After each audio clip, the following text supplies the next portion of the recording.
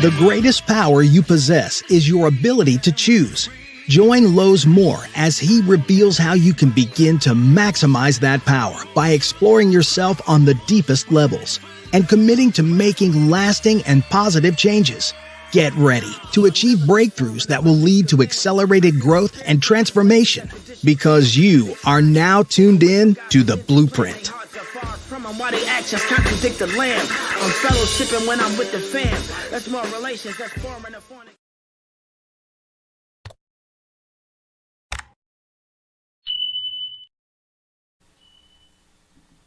Hello and welcome back to the Blueprint Podcast. I'm your host, Lowe's Moore, and I'm excited to be back with you guys another week. I hope you guys are enjoying your summer vacation. I have literally enjoyed all summer long. It's been great. It's been busy, but it's been great. Next week, man, we're going to be on vacation next week.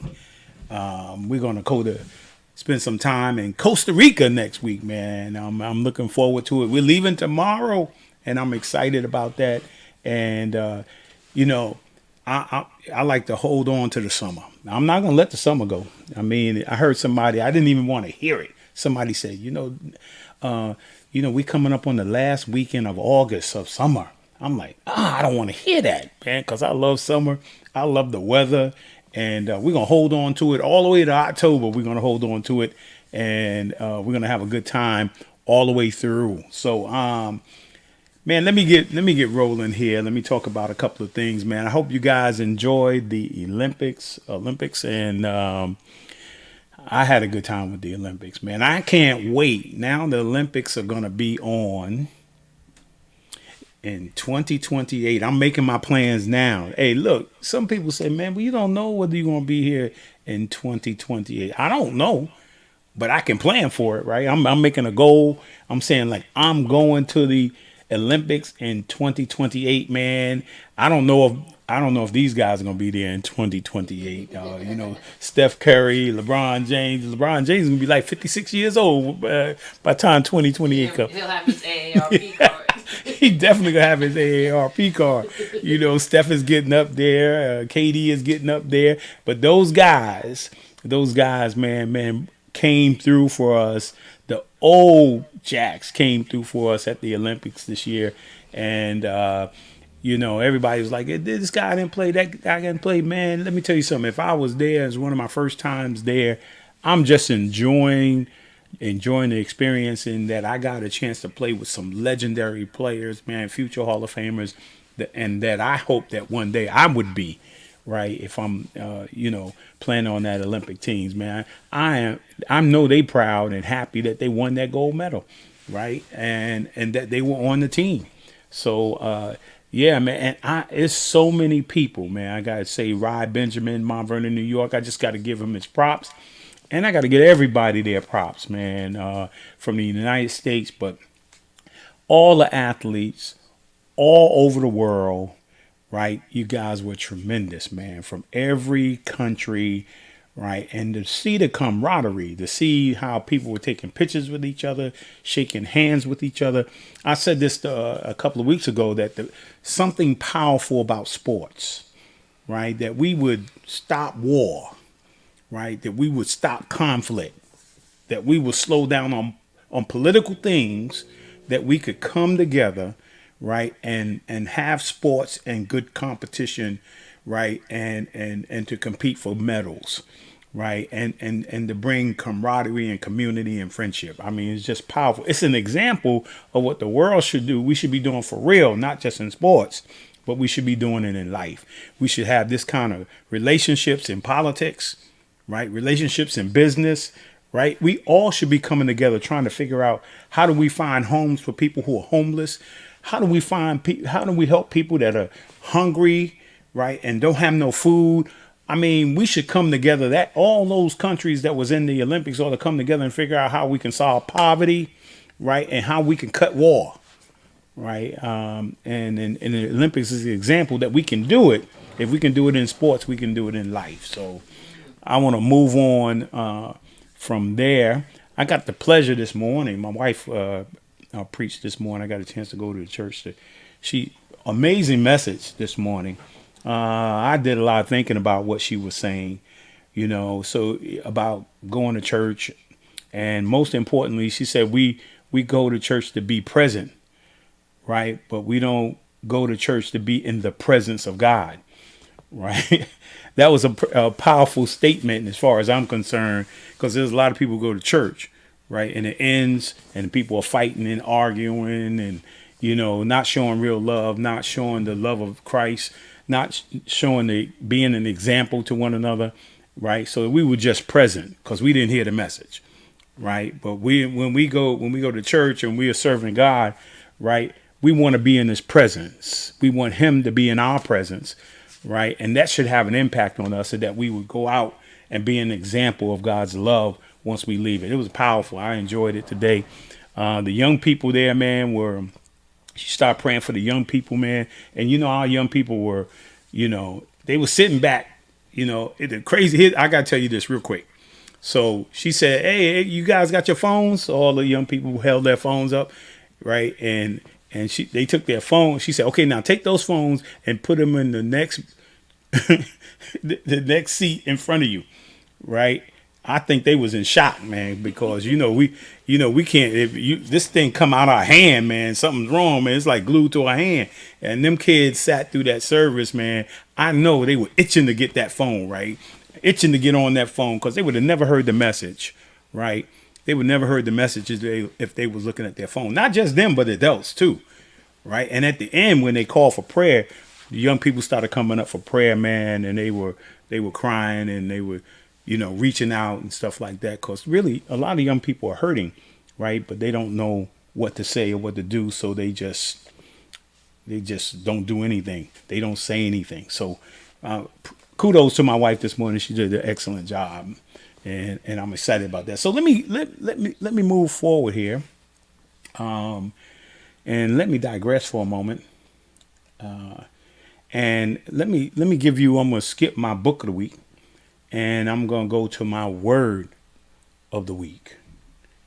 Right, the word of the week is harmony, right, and this is harmony in art, right. I think it's a very powerful word, right, because I was just talking about the Olympics.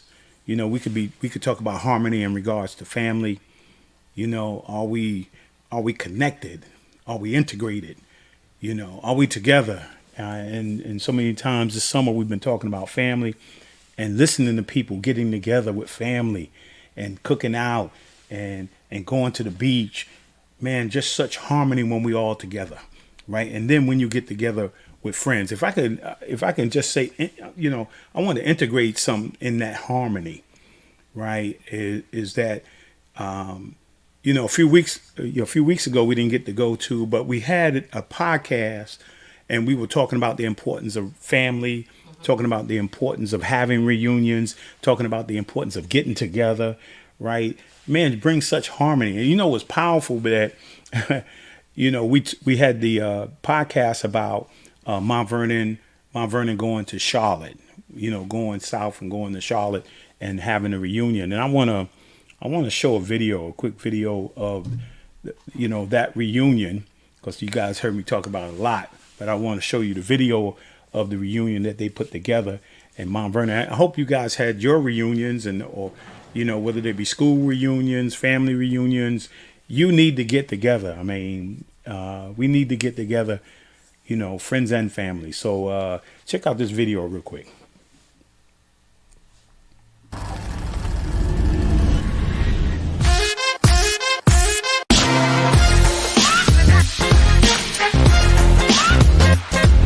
Foursquare for life, right here in Charlotte at the Steel Creek Marriott. The takeover is in full effect. We're having a great time.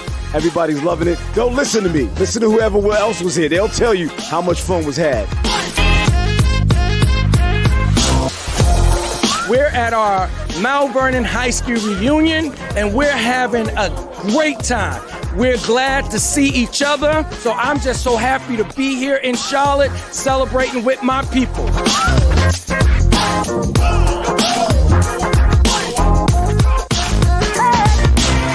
I will was in the first graduating class from the high school, year 1963. We're here and having a good time for the whole weekend, and we are having a ball.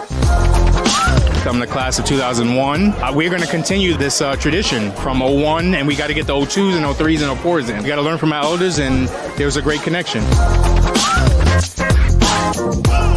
I'm here having a blast. This is my first reunion. I swear, y'all, I can't wait to the next one.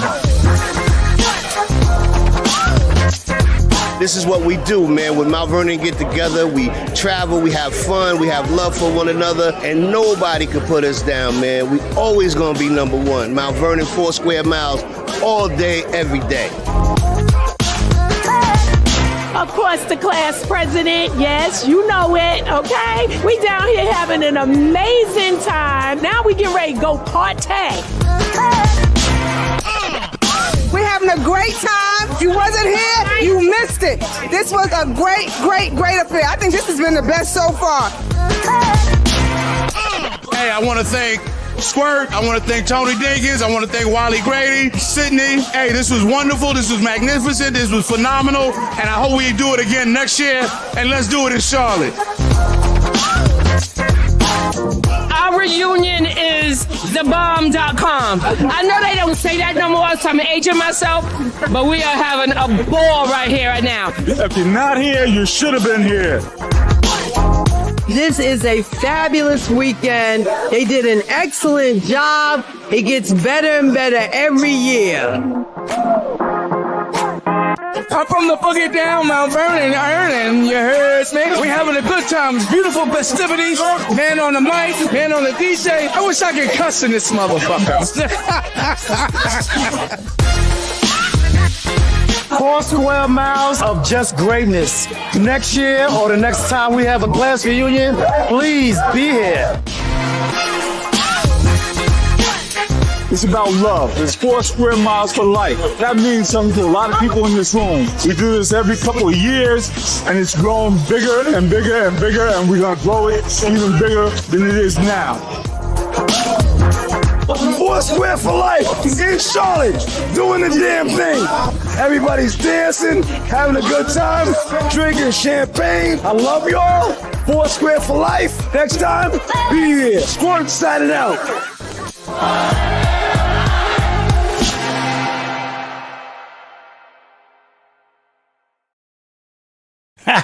Yes.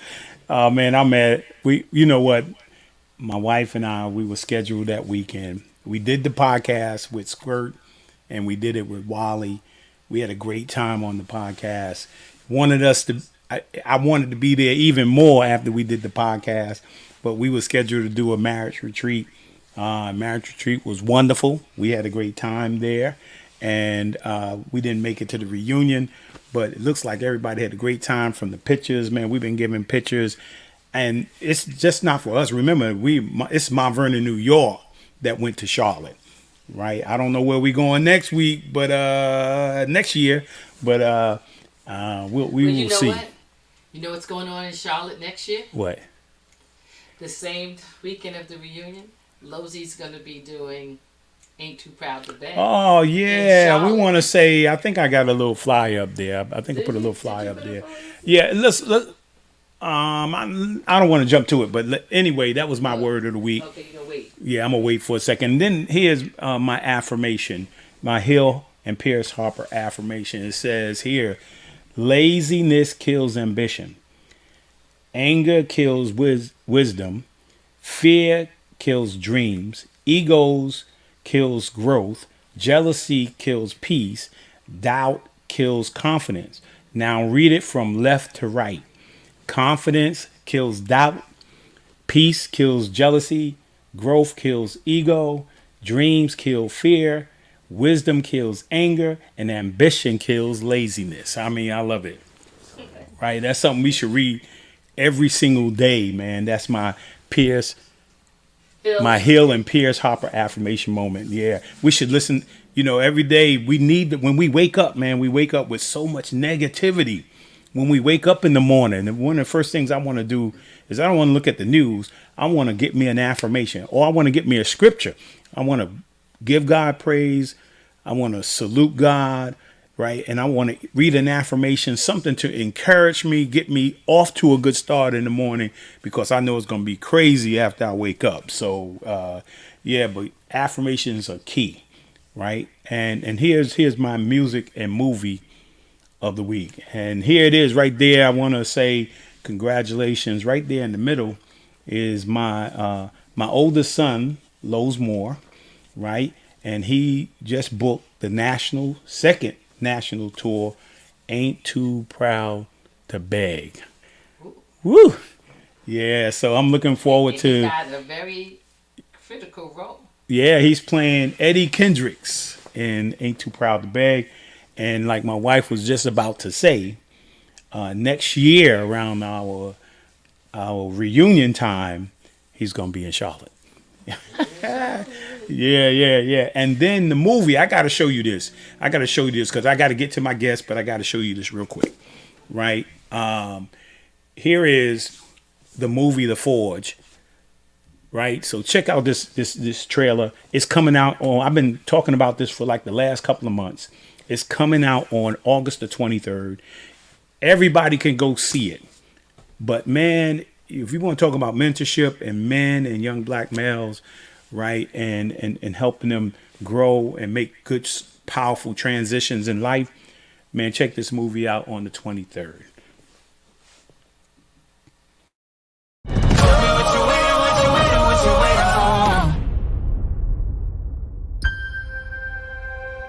Your grandfather drove this? My dad told me he was gonna fix it over me. This is the way he left it. Like everything else. You are my son, but I'm giving you 1 month to find a job, or you can find one of your little friends that's gonna let you sleep on their couch for free. Can I help you? I'm just trying to talk to a young lady right here. I need for you to leave my shop right now. I'm gone, and I won't be back either. That's something right there your father would do. Oh, I ain't him. You acting like him. Boy! It's hard for a woman to call out the man and her son. I just need some prayer support. I'm just trying to see about a job, right? I ain't hit about nothing. What, you a salesman for this company? I'm the president. That's for more.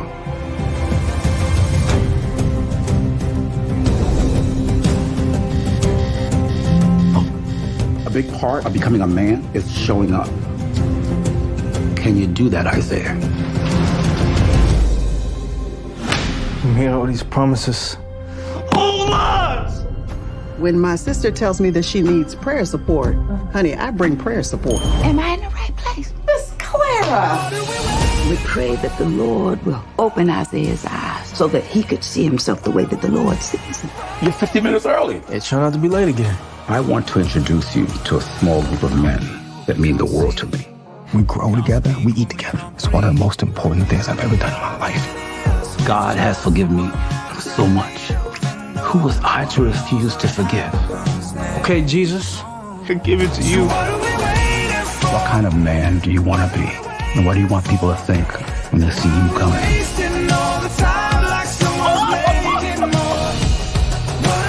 You only got 6 of us, 7 including Emmett. I'm willing to go the second mile. We can't just walk out and do nothing. Let's roll. If I may be blunt, a man stands in front of me. Isaiah, welcome to the Forge. Now that is good. Miss Claire, I need you to come by here more often. Keisha needs you.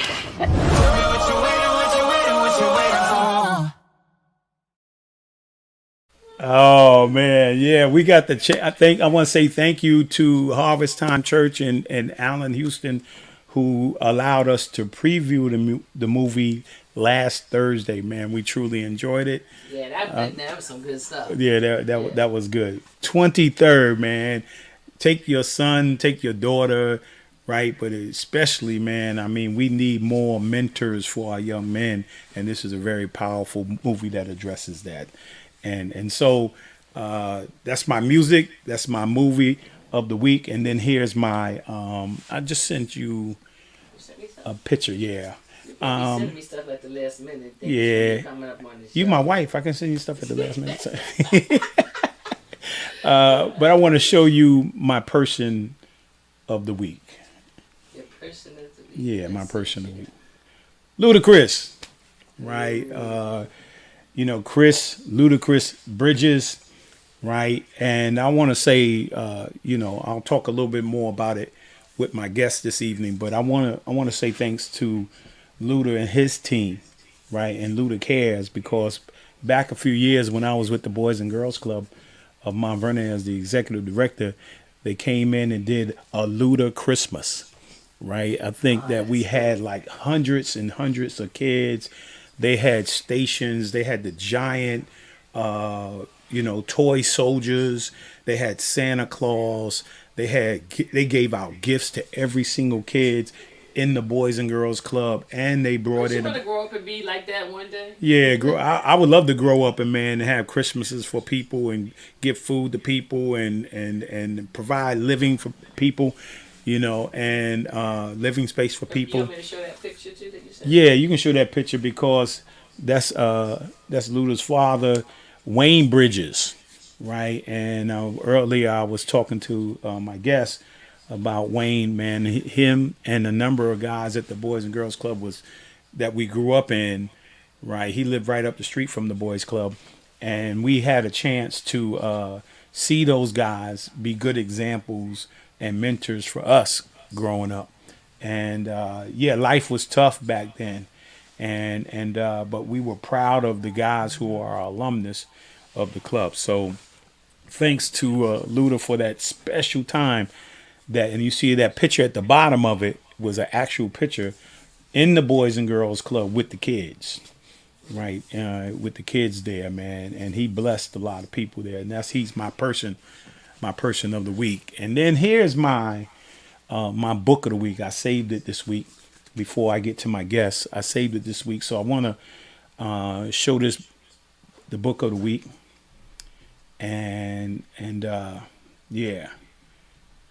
Exponential living.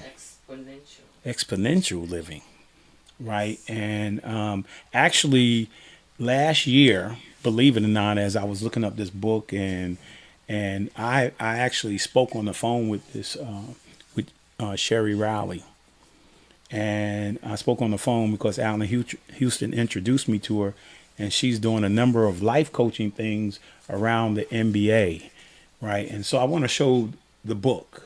I want to show this little clip of that book right now, and then right after that, I'm going to introduce my guest for this night. The 9 Principles of Exponential Living empowers you to stop spending 100% of your time on 10% of who you are. Peace is making sure your entire family is taken care of first and foremost, because that's when I have peace. Making sure your family's taken care of, and health. Health is number one. Being healthy and making sure that you have a lot more fight in you. And when I say fight in you, you have to eat the right things, you have to exercise in order to plan out your next 10 to 20 years and make sure that you're at a space where you can continue to work on the same level or on an even better level than you've been working. So that's what peace is to me. Peace is to me, like you said, basically Chris said, and what I said earlier in the question, is that my family and people that I care about, I've given it to them, and I feel like that I've given all I could. Peace to me is that, Well, for me, peace would be probably 2 words: freedom and fearlessness. And I mean, they're connected to what they're saying. It's just when you have these things that they're speaking of, then you have a freedom and a fearlessness about how you approach things. So you've got your family situated, you've got certain things lined up, it creates a fearlessness because you've done what you've done, and that creates a freedom. Now you can either do more or do less. You're free enough to accept what it is or change what it is. It's just, it's a two-sided coin, freedom and fearlessness for me, but it's connected to and rooted in what they're saying. I'm Jeff Dixon, and I'm Exponential Living. I'm Chaka Zulu, and I'm Exponential Living. I am Ludacris Bridges, and I am Exponential Living.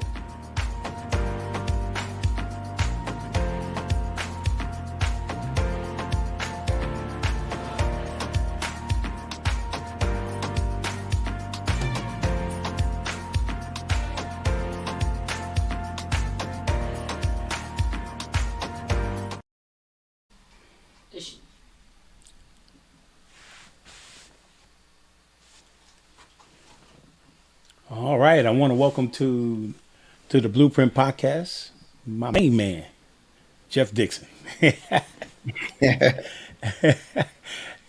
I got my book too, man. I've had this book for a little while too, man. See, I had it for a while. Okay. Yeah, I had it for a while, and like I was saying earlier, I met Miss Rowley. Back last year was actually when Alan introduced me to her, and talking about some of the things she was doing with the NBA coming up. So, but Jeff, I want to welcome you. Thank you, my brother. Thank you.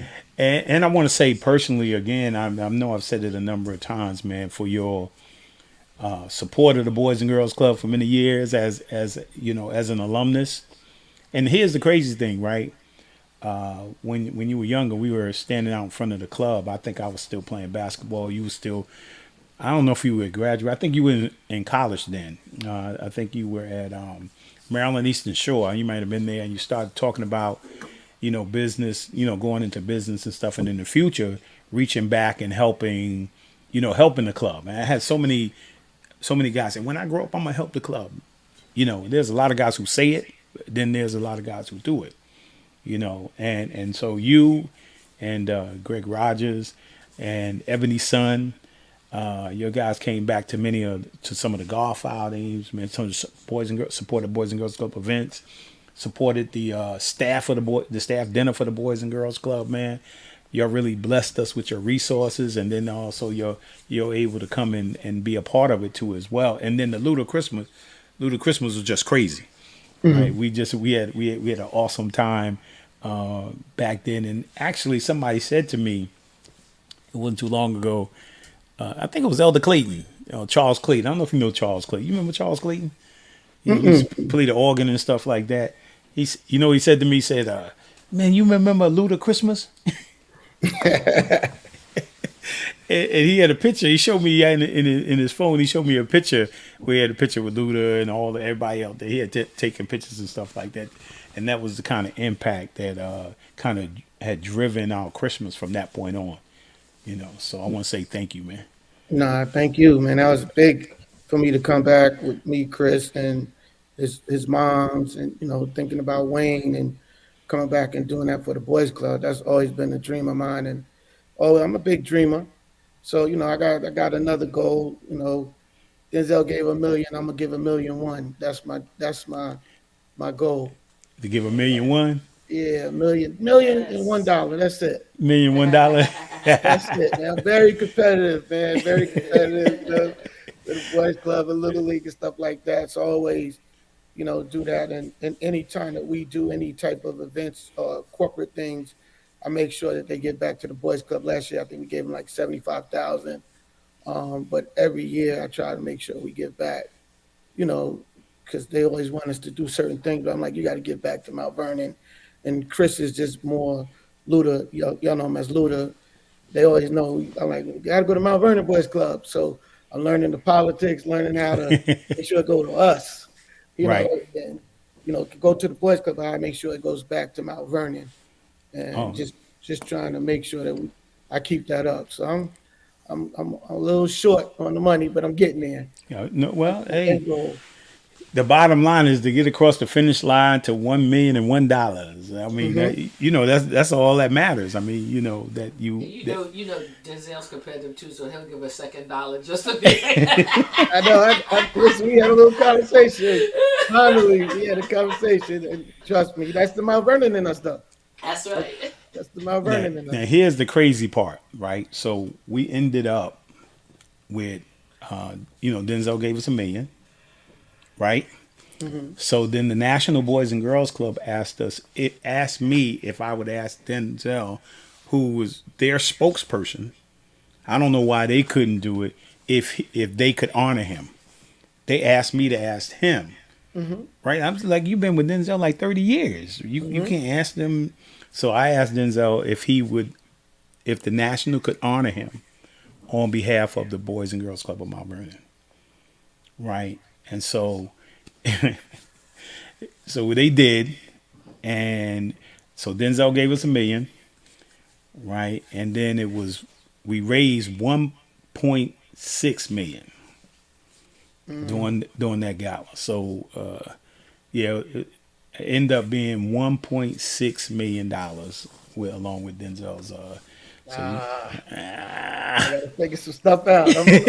I'm figuring out. I got a lot of friends, man. I got a lot of friends, a lot of favors. I gotta get to that. Oh We man. class of '81, Trees. You know we gonna make it happen. You know, we know we got it going on. Well, that's what happened because people are competitive, right? So I went in to ask this guy. He's a Mount Vernon business guy, right? And what's the name of that business, Trees? We just honored him not too long ago. But anyway, we were building relationships with people. So each year they would ask, when we asked somebody to be the honoree, that means they would be the chair of the event. So they would always ask, what did the last guy do? Right? So we was like, okay, he did 50,000, like that. And so the guy said, well, I'm going to do 70,000, like that. So one guy we went to, man, and we said, well, because once he heard his friend had did something, he said, what did he do? He said, oh, he did 75,000. So he did 75. He said, oh, I'm going to do 100,000. Right. It was crazy, man, what happens when we talk about competition, right, and being competitive, right? So we can go back to the boys. We was talking about this earlier because I think the boys club, now Boys and Girls Club, right? Every event, whether it was in the game room, whether it was in the wood shop, right? Whether it was in the gym or the printing room, right? We all had to do everything. There was no like, oh no, I'm not playing basketball. I'm not playing football. I'm not playing volleyball. I'm not playing pool. No, you're going to learn to play pool. You're going to learn to play ping pong. You're going to learn to play chess and checkers, right? You're going to learn to play. You're going to play house league. You're going to play flag football league. You're going to play all that. Now, you may not be good at it, right? But you're going to try, right? And the better we got at something, the more competitive. Like we lose, we can wait the next year. We can make the next week.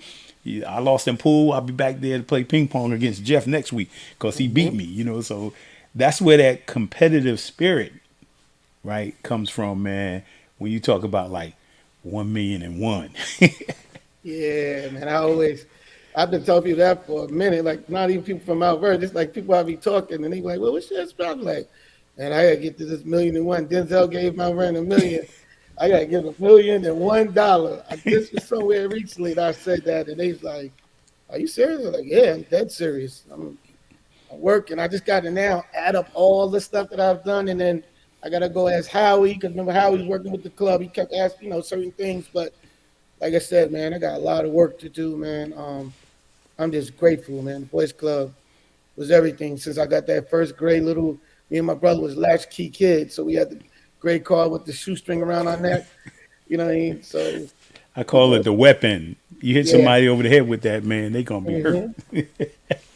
Yeah. So talk about you were born and raised in Mount Vernon. So talk about growing up in Mount Vernon. Talk about mom, dad, siblings. Talk about that process and talk about it around their development of you in regards to the importance of family, right? The importance of faith and the importance of education.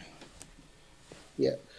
Well, I was born in Mount Vernon, Sanford Boulevard, between 3rd and 4th Avenue, 16 East Sanford. Building still there. Born and raised there, went to Longfellow. Longfellow, I like that school. Man. Yeah, Longfellow School. My mom's raised me.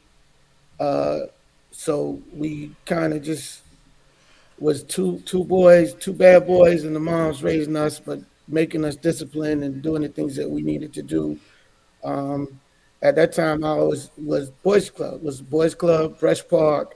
Like I told you earlier, it was summertime, Boys Club during the winter and stuff like that. Summertime was more Brush Park until Brush Park closed. Lily was down there from sun up to sundown. Baseball. Barry Horn was one of our guys that took me up under his wings, me and my brother. It's when I met a lot of people like Kenny Deloach and all these other guys from all over, Dave, Rab, everybody knows his Rab, all those guys in baseball. So we were just engrossed in baseball. We was in Brush Park from sun up to sundown. Um, then after that, I started more the boys club. So the boys club, you know, you go home, eat dinner, go back to the boys club. That's right. So those type of things. And then at the time, school was important to me. Sometimes I would go to Nurse Shell. My family, a lot of my family's from Nurse Shell. So I was learning a lot of consciousness because my dad wasn't with us, but I was learning a lot of freedom. We call it freedom school, where we were learning all about our Black history and certain things we would do. So it would be funny because I would be all during the week, but then that Saturday I'd go to freedom school in the projects in Nurse Shell, and I would learn all about our Black history and our power, like that. So it was like juxtaposed because I was radical. That was the way the radical would come out of me, like, we don't believe it. We've been not pledge allegiance to the flag, so I used to get in a lot of trouble. And then when my dad would come around, he would take the stitching off. If we had any flags, he would take the stitching off. So it kind of made me like always questioning, because they taught us always to question things and always to be proud of who we are, and really don't watch too much TV. Now where everybody's at, we've been doing that. They didn't want to celebrate Christmas, certain things that they didn't do, so we were caught in between. That's why my other brother, and the Shaka and them was going by the African names, and we was going by our regular names, Jeff Dixon, Jay Dixon, stuff like that. But just growing up in Mount Vernon was a great thing because I just did a little bit of everything, and the boys club had us doing a little bit of everything. Like we said, we would do just roller skating, we would do trampoline. You had to play every sport, bumper pool, ping pong, and you were competitive. So just going to the boys club, and that was kind of shaping my life when I was younger. That was basically the everything for me. And then it started being police anchor camp in the summer. Yeah. We went with the youth bureau, Joe Bianco. My mom's worked for the court system. So we started going to camp. And me and my brother was so great at baseball. We were only supposed to go for 2 weeks. You leave from City Hall. Me and my brother was so great. We had I played second, he played short. And they just started saying, oh, y'all don't stay for 2 weeks. Y'all stay for the whole summer. So literally my mom's got rid of us for the whole summer. And we stayed 8 weeks instead of 2 weeks. So, it was just, that kind of was what my youth was. And hopefully when I was doing that, I was good. It was just sometimes when you had an idle mind, then certain other things would happen. But always was great, and always thankful for the boys club and Brush Park. Went down there yesterday, had a ball. It was like I needed that in my life at the time, just coming off a major tour with one of my new artists. I managed a young lady by the name of Money Long. 3 #1 hits that we just started. But going down there yesterday, I needed that break. We just came off tour, and I just needed a break. And Pokey and K Shaw, all these guys, they were like, man, please come. So me and Greg got on the plane yesterday, went down to Brush Park, had a great time. I really miss Kevin Sledge. Anybody knows Kevin, me and Kevin was always together. Me, Kevin, and Ronald Ross, which everybody knows Butter, was together. But I missed them kind of yesterday, but I needed that in my life to get back to Mount Vernon yesterday, man. It was big. That in Charlotte. When the reunion, I need, because those people, that's when you can be you. You know what I mean? Like everybody knows me, you do it, but that levels me out lows, and then it makes me get that competitive edge back. Like our motto is, we just getting started. And and that brings me back to everything. Yeah, but you and Kevin, man, Sledge was just like inseparable. Mm-hmm. I mean, there was nowhere we could go and not see Jeff and Kevin, man. I mean, yeah, that started from Jay and Gaylord, older brothers, and then they brought us together. Kevin was on second, I was on third in Sanford, he was on second Ave, and then that's when we all got together. And you then lived around the corner from each other. Yep. Basically. Mm-hmm. Because Kevin lived, the house was right next door to where Tracy and them used to live. It was on 2nd Avenue? Mm-hmm. The dead end block. Like 5. Dead end block, yeah. That my like sister just 5 She just sold her house over there. Either 526 or 530, something like that. Okay. Yeah, yeah. She Yeah, just that sold was- the house and moved to Fayetteville. Wow. Yep. And then Sean Bryan is a good friend of mine, NBA. I don't know if you know Sean from Mount Vernon. Sean's very influential corporate guy. We all came from baseball in Brush Park, and one of my guys, man. It was a crazy time, man. Yesterday just really took me back, man. Oh yeah, man. Because most people, like for me, most people only knows me as a in terms of as a basketball player. But for me, it started at Brush Park, playing in the junior minor, Mhm. little league. I mean, playing baseball before I even got to basketball. Just going down and figuring out what team you're gonna be on, trying to be competitive. Was it Seth? For me, it was Seth Vanderbilt. Seth Vandenberg, yeah. He was on. We were on the team together. He was our pitcher, man. Nobody could hit Seth, man. I mean, if I saw Seth today, man, every time he's like, "Come on, don't say it, don't say it." The greatest baseball player I ever known. I mean, because Seth was the man back then. He's like a grown man playing baseball, And we Lonnie love baseball. Lonnie Yeah, Do? Lonnie do. So we loved baseball back then. I mean, people always look at the basketball side of it, but a lot of us grew up playing baseball. And Brush Park was beautiful. We had a beautiful park. I mean, going over there and playing, man. And we'll get back into, but talk about baseball because you've come back, right? You've come back to Mount Vernon several times trying, because something's happening for years in regards to baseball, and particularly black players in baseball, right? We fought to integrate baseball, right? And you've been fighting for years.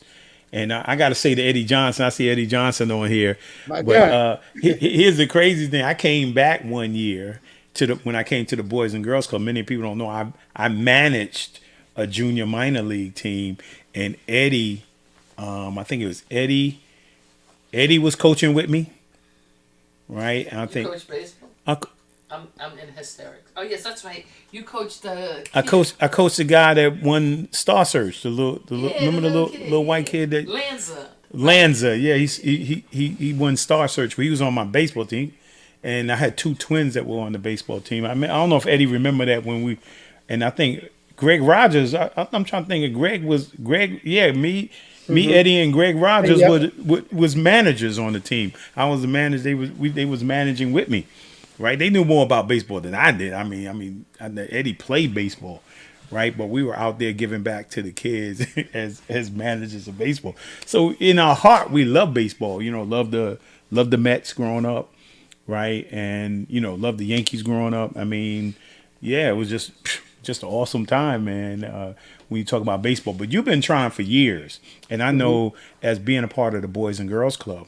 Particularly the National Boys and Girls Club and Major League Baseball for years have been trying to grow in regards to getting more black players back into baseball, right? And you came here a few times to kind of see if you could revive, so it'll look like back in the day. Talk a little bit about baseball and what you think we need to do to encourage more young people to get involved. I think, when I came back years ago, and I got with MLB, I told them, what I wanted. Don't tell Jeff about the Mets. He's a Yankees Yeah, fan. that's Eddie. I ain't bothering Eddie. But I came back. I got with a guy, David, and we came. And you remember when I came to Boys Club, I got them to donate to fix up Field 2, and it was actually the Mariano Rivera came down and came to Brush Park. He knew how dear it was, and I just came and I wanted to be involved because I think baseball was so much an integral part of Mount Vernon.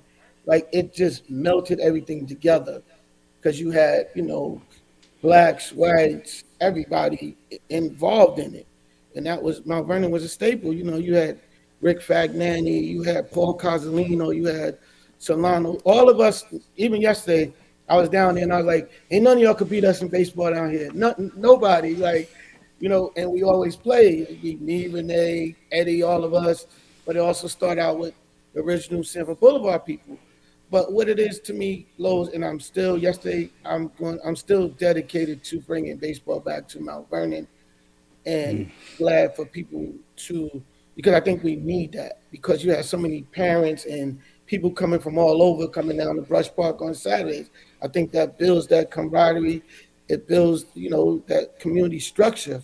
So I still, want to get back. Even if we got to start out small again, I think we need, I know we need baseball in Mount Vernon. I think we have to go one step at a time. Even if I have to do a tournament, with a lot of my friends, the Fat Joes and Jay-Z and all them, they love baseball. So at the end of the day, I think I'm going to actually try and do a tournament down there next year. Let them bring teams and then at least start out that way so we can get it back. Any way I can. I really want baseball. And then Terrell and Price and a couple of other guys, they were great, man. The young kids that came and took over it, people just don't understand how hard it takes to do that league. And like I said, Brush Park is it's so dear to me that I definitely don't want that going anywhere. Yeah, we need to figure out. I mean, because I think one of the successes of basketball, right, was the guys who played basketball, right, and even my wife that played actually came back and got back involved. Mm-hmm. Right, and so when guys play baseball and they go off to college or something like that, and them coming back and becoming managers and stuff like that, managing teams, getting involved with the development of the league, is so important, and to have those guys come back and maybe pay tribute to some of the great high school players. And because I think a lot of us would come back, man, for a reunion, a little league reunion. And even Bob Semino was the commissioner of, he was a commissioner of baseball for a long time. Mm-hmm. That coached basketball. So Mm-hmm. yeah, Man. Man. A lot of people. Definitely, we might need to do a baseball reunion. Yeah, definitely.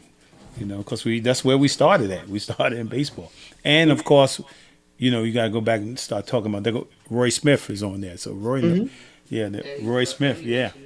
Roy was on the podcast once, so and Wally said he's in. Yeah, Donovan Mitchell's father, who works for the Mets. I mean, he'll do some stuff, and I know Dwayne Brown. Right, Mm-hmm. he's been talking about this for a long time too. He's been talking about baseball. Right, there go Greg right there. I don't know what he's doing in the picture, but so talk about growing up and you're in high school, and what are you thinking about, like as you in high school thinking about, like, okay, one day this is gonna be over. What was your thought process in terms of growing up, and what were you going to do after high school? What was your thoughts? My thoughts was business all the time. It's funny, Lowe's, because I'm trying to now go back and think about. All I thought about was business. I don't remember any history. I don't remember no science. All I remember is the business classes, accounting, and certain things like that. I always wanted to be a businessman. Always was like, man, I'm gonna grow up and want to be a businessman. I'm gonna work downtown, office overlooking Manhattan, and that's all I thought about was getting out of. I came from like Sanford Boulevard, man, like Sanford and Third. The building's still there.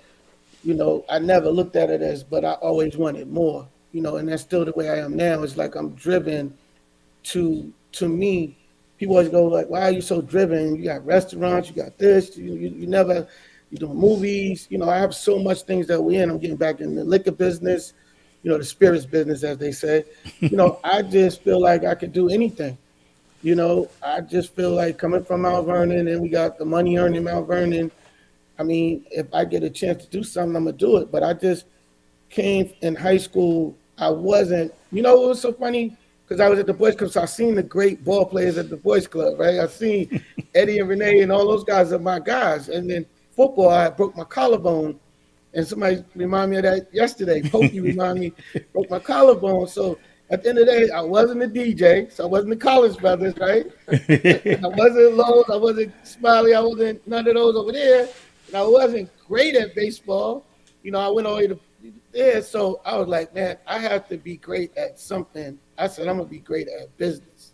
And that's what drove me to stay focused. And I don't know what it is, like a tunnel vision of, because I don't remember nothing about nothing in high school. I can't remember nothing about science and all that other stuff. All I remember is my business class, Mr. Dudley and all those, and then typing and stuff like that. That's all I remember, even in college.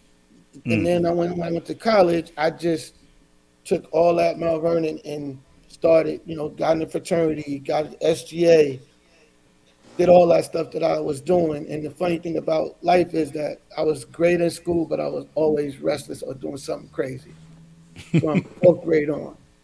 And that was, like I said, I think that goes back to me going to the schools on Saturday, because, I used to be at the Boys Club and stuff like that, and me, Scrap, and all those guys over there. But, I always stay focused on business, man, and wanted to be successful. I think coming from where I came from, I wanted to be successful and try different things. And that's what I'm still doing to this day. Yeah. So you end up graduating from college with a degree in business, and then you go to work, right?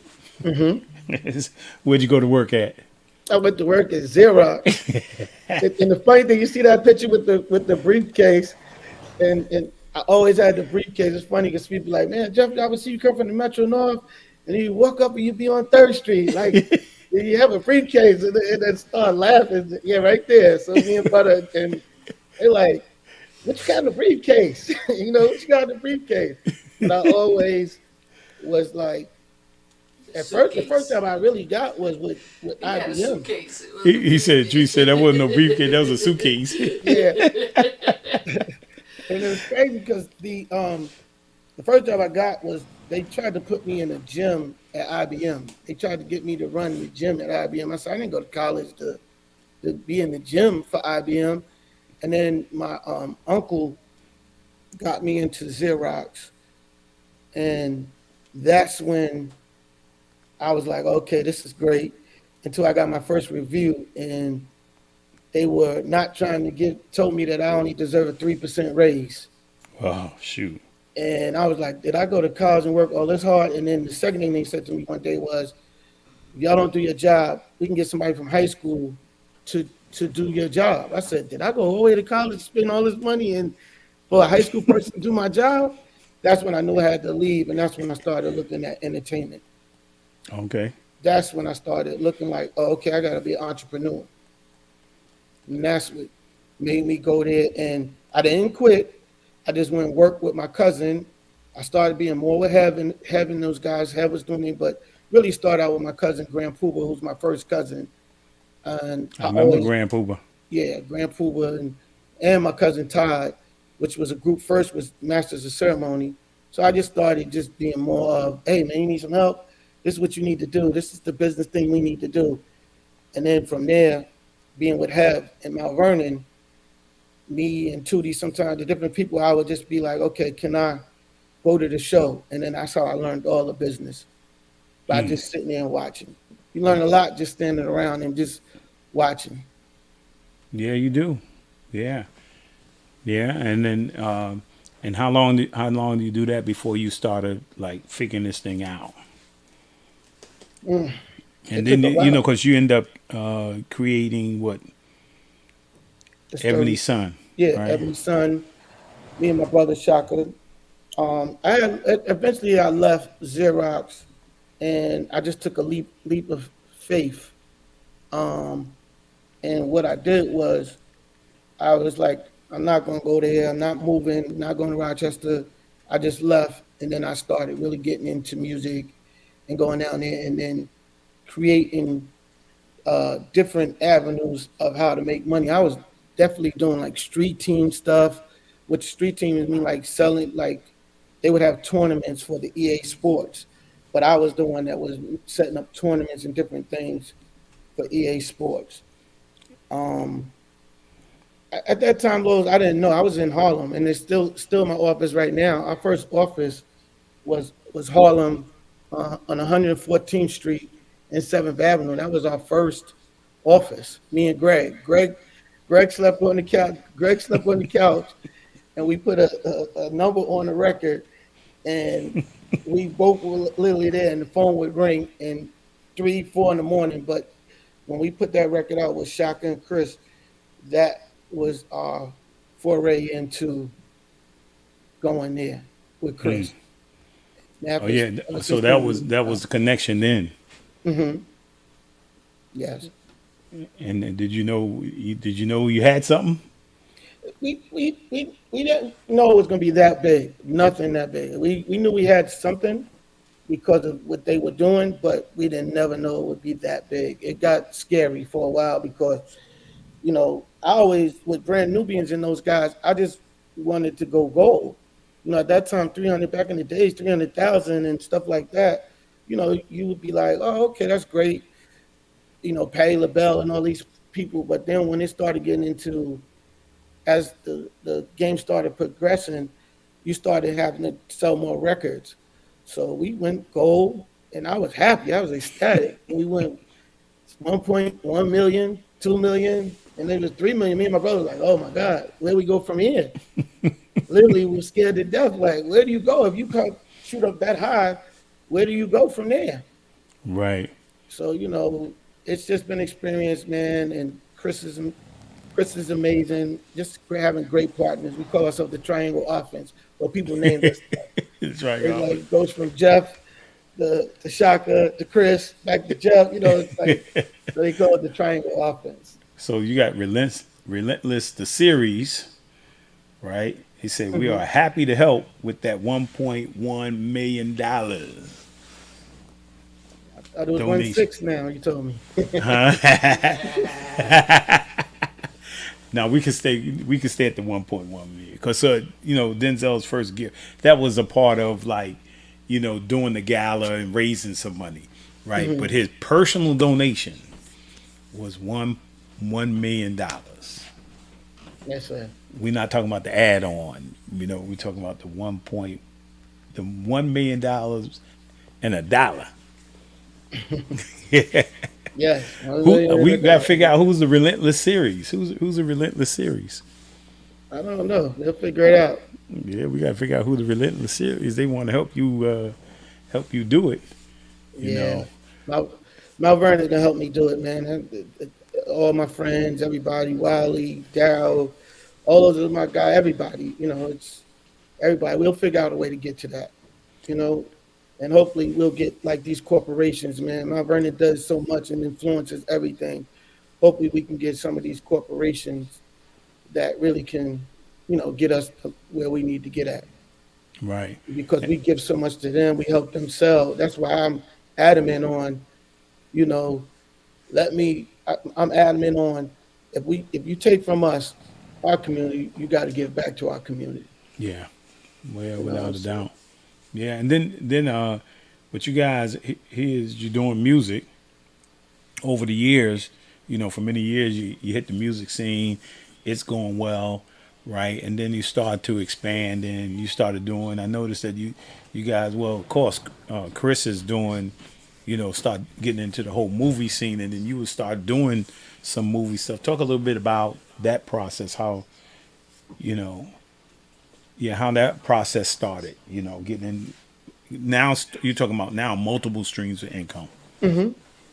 Well, that just came from us growing and just us seeing people, great people, the Russell Simmons and people like that. And, like I said, we're very competitive and we just watch everything. Like we still are every day. So we was like, man, Chris said, John Singleton, God bless the dead, John Singleton blessed us with getting him in the movie.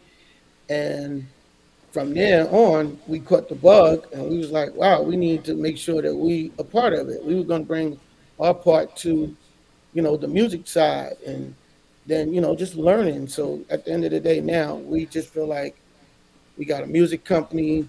From there, realistically, we went into the liquor business. We went into the spirits business with Conjure. That was something because I seen Skinny Girl Vodka sell a certain amount of cases, and she got like 60 million for like 30,000 cases, and I was like, man, we could do that. But like I'm looking at that, and I'm like, man, we could just take this liquor business and sell it like records. So we went in, we went to Cognac France. I'll show you the book one day. Went down there, we went and blended it. Chris went and blended it. We went to Cognac France because we drink stuff, but we don't really understand like cognac is because it has to come from Cognac France. So we went out there and we blended. He's like, well, what do you want? Chris was like, I want to blend it like Louis the 13th.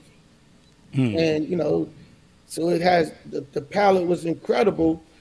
So our drink, and then we just started Lowe's like going crazy. Like that was people always ask me what I did great. What was my biggest mistake was that we didn't finish that liquor business because we started learning that the same thing Jay-Z going through, same thing Puff went through, same thing 50's going through, is that it's a game that you really got to know, and there's a lot of tricks to it. So, we were looking at it. I was saying, we're going to make 300 million. That was my goal, and people thought I was crazy. And I was like, no, because I'm seeing the way these people are selling now. If you look and see how people are selling these brands of liquor now, 300 million is nothing. When I was saying that years ago, and I got bottles, got people would give me gifts and be like 300 million, because that's all I used to preach to the young kids was like, I'm going to get 300 million. And people were looking at me crazy.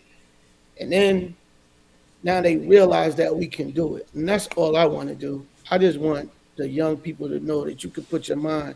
I'm a reflection of Sanford Boulevard. I'm a reflection of the projects. I'm a reflection of 3rd Street. I'm a reflection of the Heights. I'm a reflection of Mount Vernon.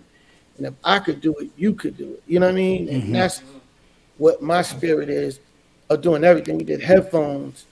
We did headphones, and we have partners overseas. Like for 6 years, I was literally in international business school between the cognac and the headphones, whether I was in Korea or was I in overseas, like France, different places. People didn't know. I was literally all over the place. But what I learned is that sweat equity is great, which we did. We used kind of a lot of our name.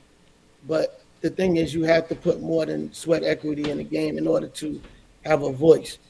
And then always understand that like big bank takes little bank. So we started getting so caught up in litigations that we had to sell it. We made some money, but I never got to that 300 million. So that's something that's near and dear to me and my team, is to come back and really get back to a successful brand. Because we had the fastest growing cognac. People would think of me from Hennessy and all these other brands. They was like, man, y'all making us spend money. They bring y'all up in meetings. So we got to spend more marketing dollars. Thank you, because I work for the marketing company. But if anything that I wish I can, which I will do over, is get that. Is like, to me, is be successful in the spirits business, because that spirits business doesn't talk back. It's different from artists. Artists it's there, but when you're selling those bottles, it doesn't talk back to you. It doesn't say why we got to do this today or why we have to do that. You kind of just do what you want to do. Well, yeah, like a lot of particularly NBA players and NFL players are getting into the spirit business, particularly the wine side of it. Like I know Carmelo Anthony and a number of these other guys are getting involved with, with that as well. I mean, there's always some positive side of spirit, and negative side of spirits. I mean, and you got to be always careful about that.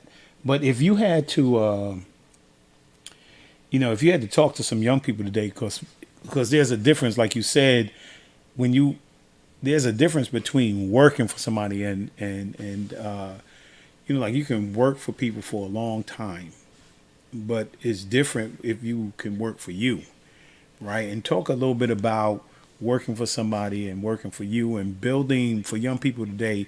How do you think about business?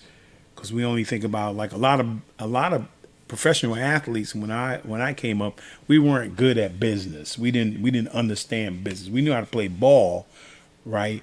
But a lot more athletes today and entertainers are more business savvy than they were in the past. So talk about, like, how do we, when young people say I want to do business, talk about what that process might be in regards to going into business. Education. Education, education, education. People come to me all the time. I say, you want to be the smartest person. If you're going to dive in something, you got to dive in it 110. And actually, things are going to suffer. When you're in anything that you do, when you was in basketball, you know how you was, and you got to the NBA, other things suffer, whether it be your relationship, whether it be your family, certain things that, things you won't be able to do, missing your kid's game, or your girlfriend or your wife feel like you don't give them enough time. But if you're on a mission to make it, because I just wanted to be the best father I could be, and my family never want for anything, and I wanted to be debt free. My mother taught me never to be in debt. So I got two kids that graduate college, that, debt free. I wouldn't let them take credit cards out. I wanted them to get a shot like everybody else. When I say everybody else, y'all know what I mean. There's a lot of people, they get to see their vision and their dream because they not coming out of college and not having a chance to do what they want to do. So to me, and these pictures are throwing me off a little bit. That's why I'm stopping. Yeah. It's always, to me, with these young kids, is like, go for it. You have nothing to lose. If I would have stayed with Xerox, I would never be where I was at. My mother was like, yeah, leaving Xerox? I'm like, yeah, I got to go out and leap of faith. I could always go back. You get the education, you could always go back. Nowadays, the biggest thing I could tell everybody on this, and me and you and all of us, Trees, all of us, is like, we got to learn AI. Ain't going to be no job. We got to learn AI. We got to dive deep into AI, like deep into AI. And you can do anything with it. Then you got to dream. If somebody come to me with the right opportunity and the right things, I'm definitely going to fund you. But you're going to do your homework. You're going to do your due diligence. I'm going to send you to the small business. Because you're always being tested. I'm going to say, oh, go to SBA, to the website. I'm going to see if you do that. A lot of times I meet people, I'll be like, call me next Wednesday at 8 o'clock in the morning. Because I want to see if you're going to do that. That's the first test of anything. Because everybody supposedly want it. They look at it. They only see the great. They like, man, Jeff all over the world. Not knowing that I work hard every day, Lowe's. I'm working, like you said, I came here. I got to be prepared to come to your site. I got to be prepared to come to the podcast. We can do it. There's so many kids in Mount Vernon. That's why I'm always going to go back. I'm coming to talk to them, go to the Dole Center. If I could do it, anybody could do it. But I think the best thing is get an education. If you're going to get into real estate, me and my wife was talking about that. I was like, you got to go do everything. You got to know more than them, because other than that, they're going to rob you. Because when people talk to you, it's almost like when they tell you back in the days, like, say less. And because the more you talk, the more people can tap you. Like if I was trying to play basketball, you would just be like, Jeff, what about your left hand? What about your stop and pivot? Because you seeing where my knowledge and my depth is. You know what I'm saying? That's the same thing in life. People, the more they talk to you, they just tapping you. Just to see in my business, like, oh, you want to be in music? What's your lawyer? What's this? And all they doing is trying to figure out a way to rob you. Literally trying to figure out, because it's business. Everything is business at the end of the day. So, it's like being competitive. They got to know where their end game, where they can come in. So when I talk to all of us and my people, I'm like, yo, be smart and ask questions, and don't act like you know something if you don't, because they know you don't know it. Yeah, that's true. That's the first thing when you going down. Learn everything and ask questions, man. You got elders. I got you. I could go down the list of Mr. Grimes, Mr. Coleman, Jim Jones, Jimmy Finch, Mr. Grimes, Butch Lewis, Hank Aaron, Clarence Avant. I always ask questions. Jimmy Finch taught me everything. My uncle was like everything to me. He sat me down, never judged me. He knew I was doing certain things, never judged me. Told me, I said, I want to open up chambers. He sat me down, explained to me how all that goes, how you got to order the sneakers, what it is, just different sizes. Then I said, I want to get in the liquor beer business. Remember they had the distributors. He said, well, I don't think you're going to be able to get into that right now. You know, but like I always ask questions. Like, Yeah. and I tell anybody, ask questions. But ask the right questions. You could Google things now. Ask me what I did wrong, not what I did right. Like if I could do it or what it could do. That's the jewels. You could Google me and see what I did right. Ask me if I could do it over. What would I do different? What happened to my liquor business? What happened to my headphone business? What happened? You know, we got 2 restaurants right now. One is great. We're killing them in Atlanta airport. LA airport, it's going to be probably 2 years before we make a profit. Mm. You know, 2 years before we make a profit. But now I got to put somebody on that because you can't do everything. Yeah. So you have What's the name of the restaurant, man? I got to be in one of them, man. Oh, Chicken and Beer. Okay. Chicken and Beer. Great marketing. Came off of one of our most successful albums. So we was like, hey, this is what Ludacris love, chicken and beer. And that's what we do. And we got one on in LAX and one we could have 11 more, right? But I have to learn this business in order to really maximize.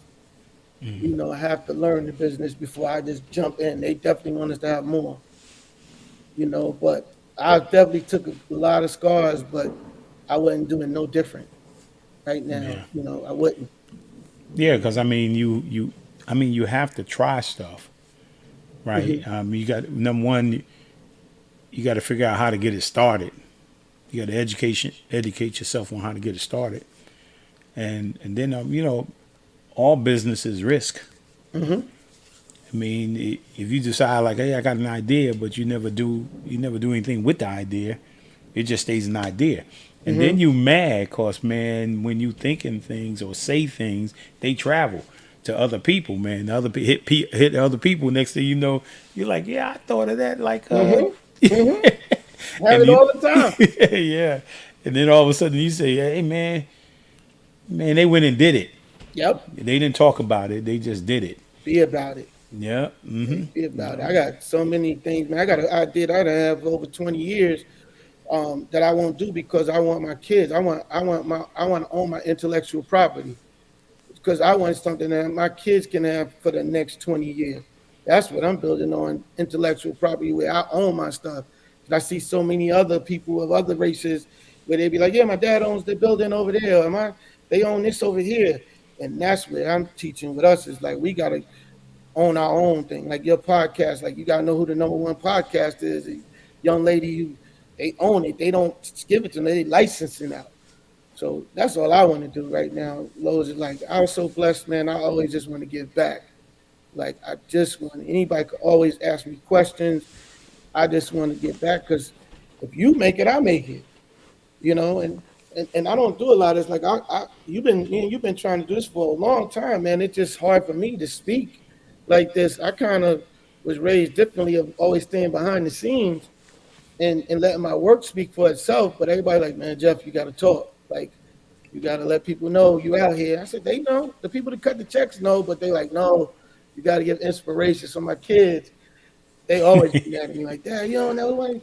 Everybody sees Shaka and Chris, they don't see you. I'm like, but we cut the same check. You know what I mean? But they like, no, you got to be out here. You got to be seen. And nobody knew Clarence. Clarence they call me Baby Clarence Avon. You know, the Black Godfather.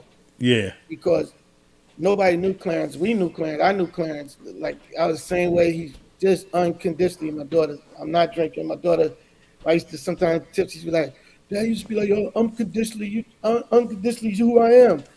But Clarence just didn't care. Clarence talked what he talked, did what he did. And I always looked at him as, okay, he could say what's on his mind. And he was saving people. And he could go from 3rd Street to the White House. Yeah. Butch Lewis could go from 3rd Street to the White House. So that's where I am. I never don't want to lose touch with where I'm from, Mount Vernon, Sanford, 3rd, the projects, nothing. But I also could go to the White House. And that's where I want all these people that we come up with who be rough around the edges, but can see a goal. A young brother from Mount Vernon, you ready to get nominated. You told me yesterday for an Oscar because he was locked up in jail. They did a movie on him, and I remember him a long time ago, locked up most of his life, but now he's going to get nominated for an Oscar. I was telling him, he was like, "Yeah, I'm on this Oscar run." I said, "Man, you got to get on your next 4 films. What you talking about, an Oscar run? You got to be thinking way ahead. You need to go find a publicist. You got to do this." He was looking at me at first. I was like, "You got to jump way ahead." Like, and, so I'm so proud of him. I'm proud of so many people from our town. But, it's just me giving back, Lowe's. That's really why I'm even on here, to let people know that they could do exactly what I did. And I want to shout out Mike Hammond, because I see him on here all the time. Mike helped me out one year in my school with a book scholarship. He worked for some company, and they gave me. One of them too. Yeah. And let me tell you what happened. Let me tell you, because Lowe's, you know how I am, right? So Lowe's, whatever. I'm gonna tell you what happened, right? Because I'm very competitive, right? So they gave me the first year. They gave it to me. I think Doc might have got a couple people, Ricky Burton. The second year when I was supposed to get it, Mike gonna laugh. They couldn't give it to me no more, and I was like, "Well, why Ricky Burton got a book scholarship and he played basketball?" And he got a full scholarship. Right, so I'll never forget that in life, Lowe's, but that motivated me.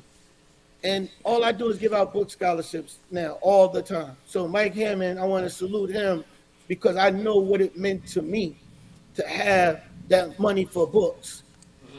So yeah, because books cost. yeah, and that's that one little thing that you don't have to worry about. That one thing that might could be a meal or something. So my school, I give away nothing but book scholarships, and I gave it away at the Boys Club too. I gave away a bunch of book scholarships and stuff. Yeah. Mm-hmm. So that's just one of my things that my experience in learning, man, and giving back, brother. Like He's y'all going tell to me be so honored. much, man. Mike Hammond is going to be honored on the 13th of September by the Shamoya McKenzie Scholarship. Shamoya is the young girl that was shot and killed at the age of 13 in Mount Vernon. So the committee has decided to honor Mike for all the years that he coached girls basketball in the city of Mount Vernon and what he did for young people. So we're excited about him that's being awesome. honored. Let me know about that. I don't know if I'll be able to make it, but I definitely want to support. A lot of things I don't be able to make, but I always want to support. And he meant. People don't understand the little thing. Lowe's, me going to see you, man, up there with Cali, going up to West Virginia, me and Slash. Yeah. Man, Jimmy like, oh, man, you crazy, man. Going up there to West Virginia, man, you shoot. Listen, bro. Yeah, that was a special time. Man. Yeah, I remember you guys up there. Mm-hmm. Yeah, that was a good time. Traveling, and all I did was travel because, that's why I always travel. You know what I mean? Always. When I was young, and then y'all taking the Boys Club, taking us to Philly to play, or different places. But me going to West Virginia, I never forget that trip when we went up there. Yeah, coach and all that, and you with the thing and all that. And then I was like, "Oh, something about Jerry West." I was like, "Hold up, man, this is crazy." So I always want to just thank you, man, and you being so humble, man. Like the way you move, and then coming back to the Boys Club, and. Like you said, you have a lot of me, and you sit down one day because I still want to be on the board. I don't understand how I'm not on the board, and certain things, like but you got to learn you got to learn. But that all drives me. They honored me last year, and I really was a little upset was because it was like Hip Hop 50 and all that. But I really wanted them to understand I was a businessman. If you go back and you listen to that speech, I'm like, it's about music, but I'm a businessman. Do you understand how much stuff I've done? Like, don't just label me in music. Like, right. I'm a businessman. I'm an entrepreneur. Just like y'all guys, and they was like, oh, man, I felt you. But it just took me back a little bit because they honored my cousin, Elise, and then they did Have. And I got this little thing in me, Lowe's, and I got, there's that little thing in me where I just be get mad, and that just, it drives me to be successful. Right. Yeah, I think like basketball don't make me who I am. Right. And being at the Boys and Girls Club is not who I am. Right. Right. And so now I strive as I'm retired I'm striving for the next chapter. I'm building the next chapter. Like my wife said, with the hope one day that we can turn around, and give scholarships and help people, because but you got to get on that business side of it. That's the key is to be able to develop the kind of resources necessary, right? So you can be blessed to be a blessing. So yeah, and so we our young people need to see, and I get the behind the scenes, right? I do, right? But sometimes, I ain't the most outgoing person, right? But I realize I got to be out there, right? Because if I'm not out there, and if people are not building the brand for Jeff, right? So people can say, oh, he came from Mount Vernon, oh, he came from that corner, that block, right? Oh, he was in the boys club. Because the more they hear it, the more they hear your story of where you come from, the more they think they can make it. Hey, Jeff, I just wanted to let you know that on Losey's bio for the Ain't Too Proud to Beg, he put that he's proudly from money earning Mount Vernon. Listen. So check this out. He'll be in Atlanta June 6th and June 7th next year. So maybe you can pop in and check him out. Check out your June 6th. Check out your Mount Vernon homeboy. I think he would be really excited to get some folks out there. I know Wiley will be there because Wiley is always there, and Eddie I know are planning on going out. Definitely. If I'm here, I plan on. I say slow down, but they be like, man, you ain't tired. Like, Lowe's, I'm tired, man. It's tired. I got to figure this out and staying on my health. It's funny because Sherry Riley's a great friend of mine, but I got to be a great example to my kids. You know what I mean? And health is wealth. My daughter is extremely busy. My son is doing the music and doing things that he's doing. One of the smartest guys I know. They keep me on point. But, my wife is super. She's a teacher and she's getting ready to retire. But I just have to, find the time because I'm trying to learn me. Like, it's funny. I'm trying to learn what makes me tick, like when I tell you about school and how I focus. And, Marty Neal said some things to me at the reunion. A lot of people now, I'm like, how was I? What was I? Like, I'll talk to you offline. I'll be like, Lowe's, how was I really? Like, what was I like? Because I really don't know. I was so focused. It's like I'm always into the next thing. Like I never sitting and basking what I got. The best thing I ever basked was when we got the star on the Walk of Fame. When Chris said that, you're like a dad to me. That was like one of my biggest moments that I could sit there and we were like, oh my God, like that meant so much to me. And like I said, being from his father from Mount Vernon, we from Mount Vernon, just as his drive that he got, I say, you got that Mount Vernon, and that means everything to me, man. That and being in that documentary with Clarence and Obama and Hank Aaron. Hank Aaron's one of my men. What was the name of the documentary? The Black Godfather on Netflix. The Black Godfather. Okay, I'm going to check that out. Yeah, it's a documentary. Yeah. Oh, yeah. It's just about Clarence because he did so much for different people. Nobody really knew who he was. A lot of times, that's why I said, do your homework, because I used to talk to a lot of people in the music industry. I'd be like, who you think the biggest guy in the music industry is? They'd be like, Puff, Russell. I just started laughing because then I knew your lack of knowledge. I know you really wasn't in depth and in tune to where it was at because they didn't know Clarence Avant was the man that made everything happen. So I sit with Quincy. Quincy one time cursed me out, man. It's a funny story. Quincy Jones cursed me out. One day I'm sitting there and I'm complaining. I'm whining. Lowe's one of them Jeff Dixon, man, and I'm sitting there talking about some of the music. And he said, man, shut the F up. You control your own destiny. And it recalibrated me, man. Because what he said was right. Nobody could control you but yourself. And that was one of the biggest, love Quincy, man. But that was one of the biggest things and you need that sometimes. You need somebody to check you. You know? And I do that to my son. He looking at me crazy, but it's like, man, I gotta give you what they gave me. And here's a question, before we get off, how do we in the future? I mean, and I know we all are building and developing our own islands, right? And but somewhere along the line, while we build our own islands, how do we pool our resources? How do we partner, collaborate, right, to bring about more people that in the entertainment field, from the business side, from the filming side, supporting each other to help build a bigger umbrella of successful, particularly African American people? That's kind of hard because everybody be in their own lanes. We can do it. We're doing it. We're doing it. That's the thing is we feel like we're not. We're doing it. We just got to figure out what is the bigger platform when we control the money and the resources. You know what I mean? At the end of the day, money talks. At the end of the day, people only respect a lot of the money part. Lowe's, we got great ideas. We great at we got this idea. But at the end of the day, I always say we got to stop being the oil and we got to be the machine.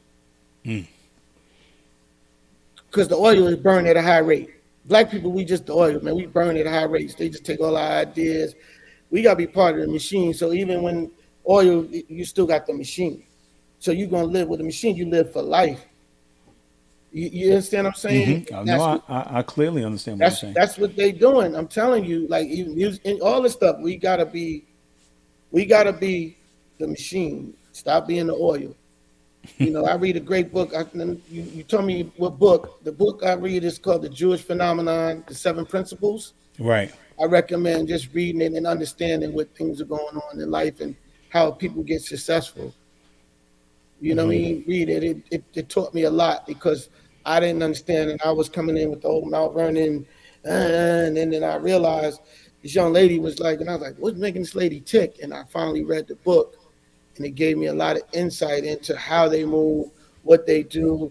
They really in 5 states, and they utilize their power together, and then they already know that they're not going to be ball players and everything, so they know they're going to be lawyers and doctors.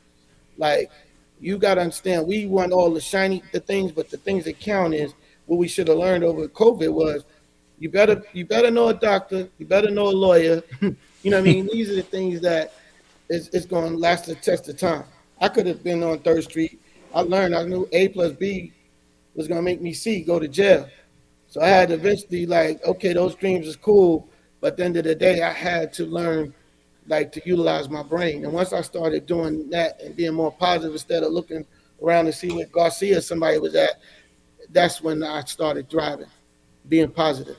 Man, I like that, man. That's good. Yes, That's sir. good there. Let's see. Huh? Let's see. Oh. Wow. Yeah, there's my baseball career. Okay. You gotta see mine. This is the Rush Park. That's my baseball career, man. I could get on first base, man. I'm telling you, I could run. I hit that ball in field, right? And everybody's like, man. I said, look, if I hit it in field, I'm getting on first, man. I mean, by the time they pick that ball up, I maybe not hit a home run, right? But by the time they bend down to pick the ball up, I'm gonna be standing on first, on my way to second. You gotta understand, we took all the bait. We took Joe P. We took Smiley. All of us played in softball. Remember when we started playing for the Hawks? Yeah. Running the softball thing down at the field. Oh yeah. Went from Little League and all that to there. And me, Eddie, all of us, we mixed a little bit of basketball, a little bit of baseball. Mickey Burton at first. And next thing you know, they was like, man, y'all ain't supposed to be playing baseball. Y'all go ahead with this stuff, man. Y'all hear me? And we was it. We played. That's when we took the title. We used to play Billy Beard and those guys, HBO. And we used to whoop up on them dudes, man. We whooped up, and we was the new Hawks, because Hawks was a different thing. Yeah. By the time we got with the Hawks, it turned into a whole different Hawks team. Yeah, I know. I remember the Hawks, man. That was Scooter and Rodney's mom and father and uncle and them. Mhm. Yeah, with the Hawks, and my cousin Roger McNair, all them guys about playing out there, man. I need him to tell me about this right here. That's at an All-Star game. I was great. That was at an All-Star game. That's Luda. That's my son Jeff, my twin. And, Yeah. And then Portia was the marketing person, and you couldn't tell me none. I was with the coolest guy, and I was trying to look cool. I just want you to know that that's the plainest suit I've seen that Yeah, man. man. Yeah, that's the plainest outfit I ever seen walk He in, must have man. had a fly. His jacket must have been fly because he don't never wear no. He plain probably clothes had a suit. cow skin jacket back there somewhere. Yeah, we was at that was the All-Star game in Houston, and we had we got a limited edition Luda Puma Clydes. Oh, Limited I edition. remember wearing them Pumas too. Yep. My man Will Packer. We working on we working on a podcast now. Awesome. Yeah, Will Packer. That's my guy Tango, who manages Neo, one of my good friends in the music industry. Yep, that's radio. Got my guy B from radio.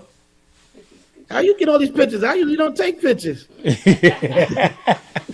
Hey, that's what I do, man. I gotta figure out. cousin. I gotta figure out how to monetize my own podcast. Yeah.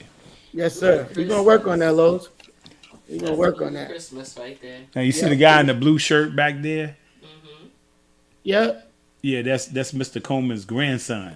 Wow. Man, shout out to Mr. Coleman, Jim Yeah, Jones. Jim Jones. Listen, man, Billy Thomas, Mr. Tuitt. Yeah.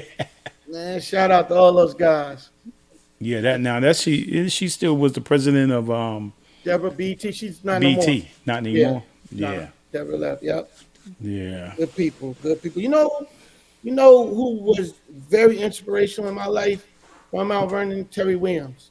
Terry Williams. Terry Williams. I don't even know what happened to Terry. Terry is just chilling. She got out of the business. We'll talk a little offline, but Terry was the one that introduced me to Bush Lewis, who became a great mentor to me. But Terry, remember, like I said, I studied a lot in Mount Vernon. I watched everything. So I couldn't wait. And then we got in trouble with Bill O'Reilly, and Terry came in, was our crisis publicist. And Terry, man, we used to talk. I felt like I made it when I talked to Terry. Yeah. I feel like I made it. I was like, Eddie Ray, like I felt like I made it. When I got to Terry's music, could call up, be like, I need you to represent me.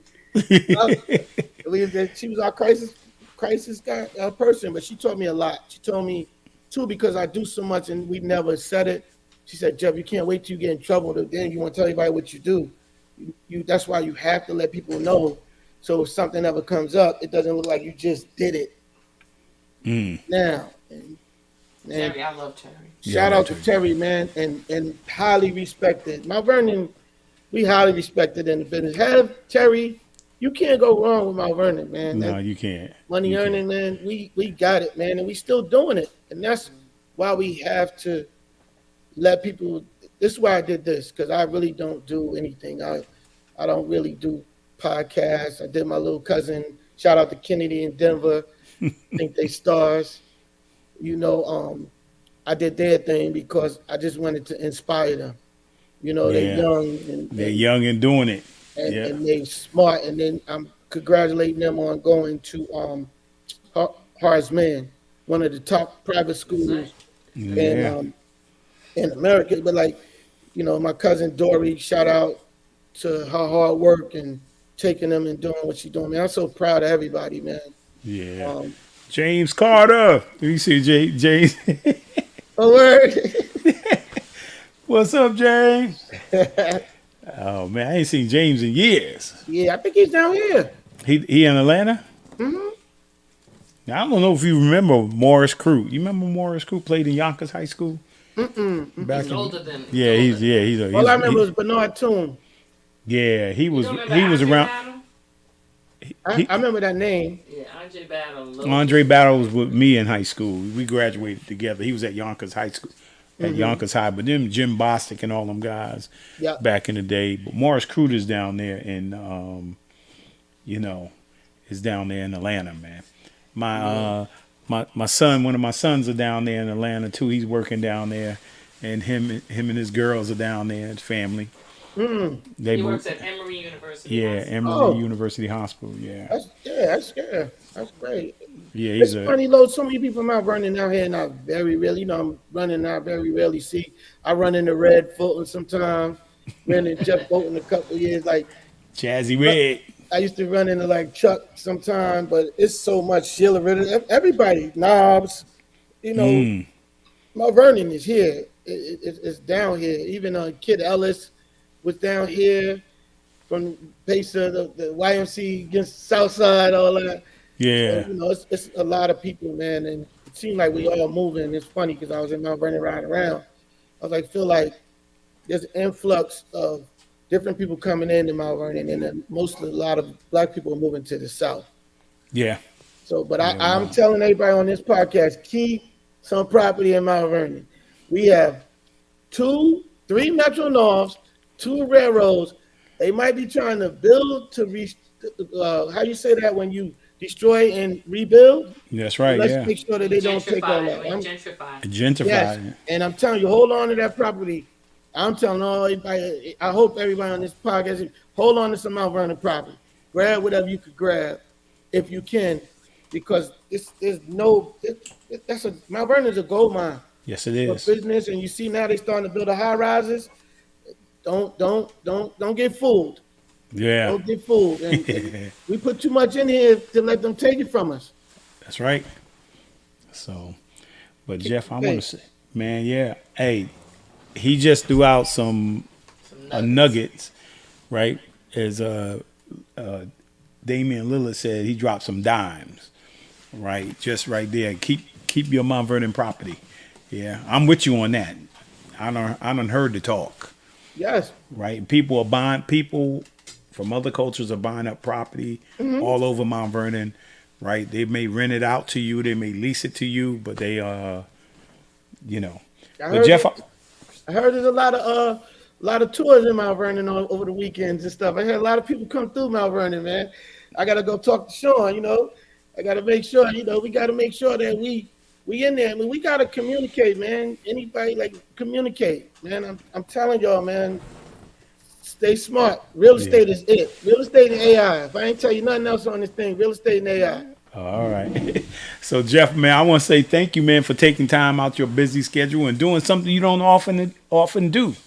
But I thank you for coming on for me, man. I appreciate you, man. And man, thanks a lot. I appreciate it. Nah, thank you and the family. Y'all family to me anyway, man. Your moms, everybody, Doug, everybody, man. Curtis, all y'all, man. And shout out to Mount Vernon. I gotta do more things. If anything, I'm gonna do it for my people, especially for you, Lowe's. You always been an inspiration. Treese is my homie. We go 81. Nobody's better than the class of 81. We too talented, brother. I'm gonna let y'all have that tonight. They be hating on us, Jeff. No, I'm just gonna let you have it. I'm just gonna let you have it tonight. But Lo, do you see how we stick together on our the reunions? Yeah. You understand what we do over here? Yep. Oh yeah. No. And then you invited everybody there. That's what I love. You can come if you just graduated in 2000 or you graduated in 63. Yeah. And shout out to Brush Park, man. The thing they did yesterday in Brush Park. It was glad to see Mount Vernon with all these things they doing, these reunions, like you said, to keep us all together. That was incredible yesterday in Brush Park, man. That was one of my highlights of the year right now. Yeah.